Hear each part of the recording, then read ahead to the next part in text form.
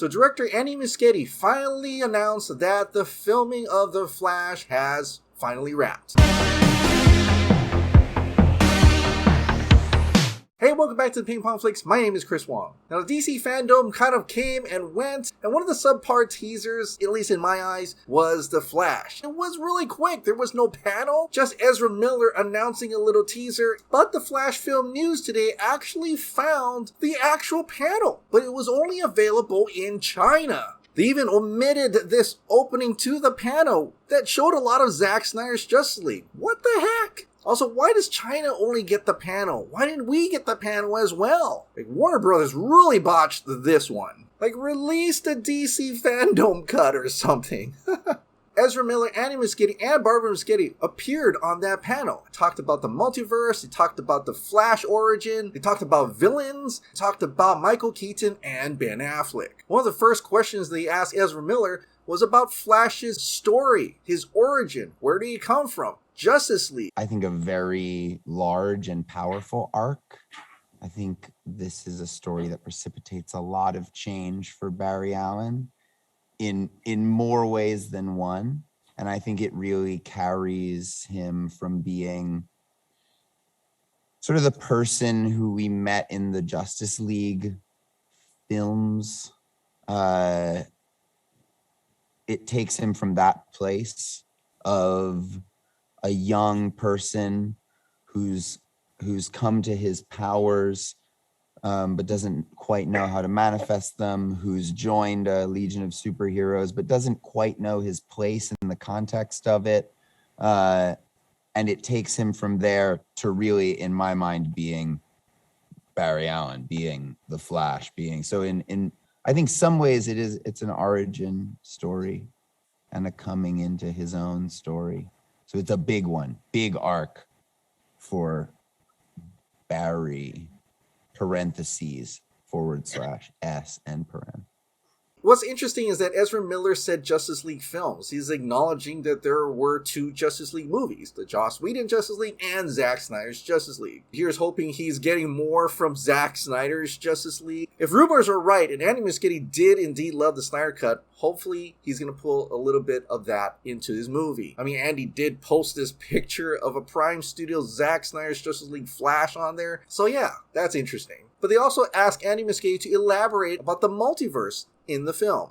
I can't tell you a lot of the future of the multiverse in DC, but I can tell you I'm very excited about it. You know, this being like being, you know, as a filmmaker, cracking this acorn and opening the window to new adventures in the multiverse is super exciting. You know, the multiverse has been a thing in the comic book world for decades and decades and decades. And it's, you know, I think it's a good time to take it into the film universe. It's also, you know, very, very special that our multiverse is not just a multiverse of characters. It's a multiverse of films.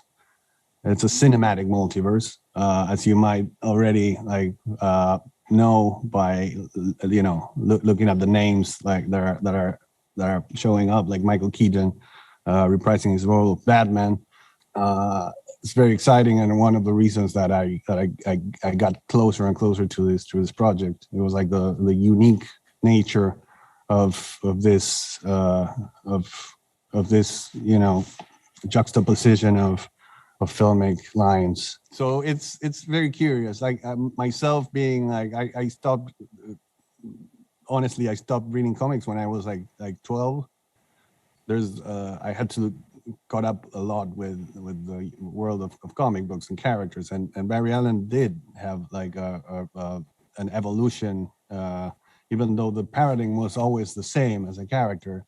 There were his backstory and psychology deepened, and he got just like, you know, so interesting. So not just a multiverse of characters, the multiverse of films. Like you teased, Michael Keaton's returning as Batman, and we know Ben Affleck is Batman as well. Maybe other characters will show up as well. The rumored Justice League, for instance. He's certainly teasing it's a bigger movie than what we've kind of, seen in the teaser. Ezra Miller gets a little bit into the villains of the story. We've seen the heroes, but who are the bad guys? In one way, I'd say there's a few villains, or so-called villains, who are in our movie. And then in another way, I'd say there aren't any villains, in a way that might be part of the exploration and message of the movie.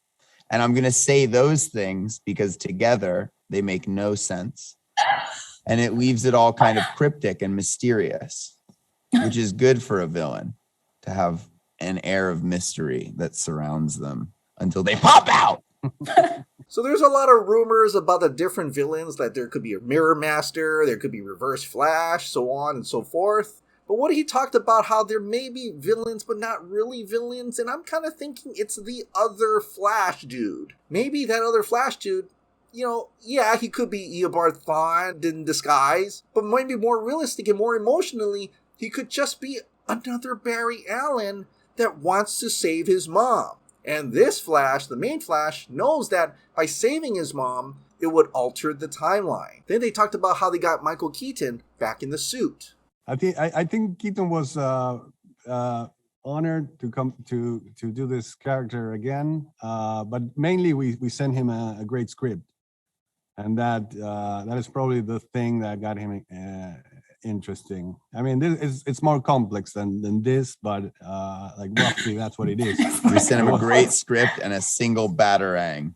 So I promised him, we gave him a great script, and I promised him great direction, and that was about it. The waters were warm. He jumped right in. Which, as a Burtonverse fan, I love Michael Keaton as Batman, but I'm also wondering about, we're talking about Michael Keaton here. Where's the other Batman? Where's Ben Affleck? Well, Barbara Muschietti actually talked about Ben Affleck a little bit.